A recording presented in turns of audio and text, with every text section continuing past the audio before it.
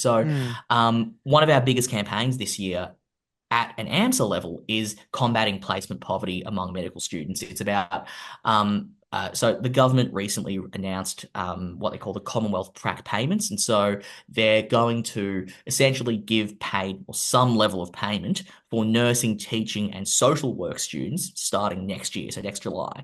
Now, medical students were excluded from that, even Yeah. though we do about 2,000 plus hours. If you add up, 40 hours per week for 40 weeks over the course of 3 years, that's what, 2,000 hours of unpaid It's placement. That's actual work we're doing for the hospitals. yeah. Um, and there's no recognition of that. And it means that the medical degree is only this pay to win kind of scheme. How is that a thing And that I get?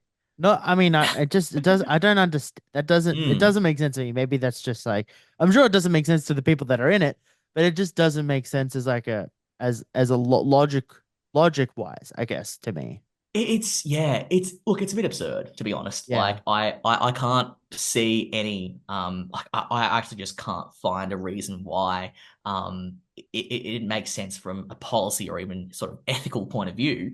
The only thing that we've really seen is that I guess just for a very long time, decision makers in government didn't think that medical education was in that need of support. And I think obviously historically it was a more privileged space.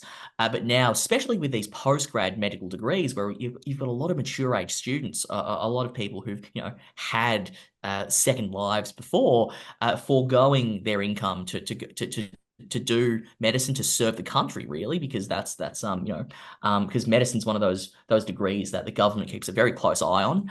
um these people are out there benefiting the community, and they're not getting the reciprocal support that they deserve. So, Yeah. and obviously, all of this is in the context of a massive cost of living crisis. Like it has Yeah.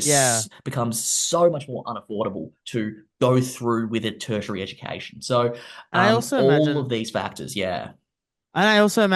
that from a perspective like international students as well, like these people coming into Australia.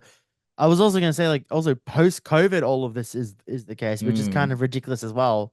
Like the logic and the mm. thinking of like, well, this is post COVID, and the need for this stuff is higher than ever. There's, I don't actually, I'm not really sure what the situations is, but I can imagine, Mm. I mean, you're not wrong. I think a lot of these issues that medical students are facing are within the context of this post-COVID attack on higher education. I think higher ed has Yeah, suffered as a sector during and indeed sort of immediately after COVID. And a lot of these things, and I think a lot of the things that we're facing as a medical cohort, I think are after effects of poor decision making done during COVID. And you mentioned international students. There's a really complex thing about restricting international student intake. That's before Parliament right now. We're still seeing how that's going to affect the makeup of our medical cohorts. yeah, But even supporting international students because again, like with almost any other degree, they are still treated as this very expendable resource, which they shouldn't be because you've yeah, uprooted your entire life to study medicine in a foreign country. yeah, This country ought to give you that support. So a lot 100%. of obviously some things that are unique to medicine that we campaign for, such as placement hours and bullying and harassment on placement and placement poverty, but also other things which I think are very much situated within that broader context of higher education in Australia.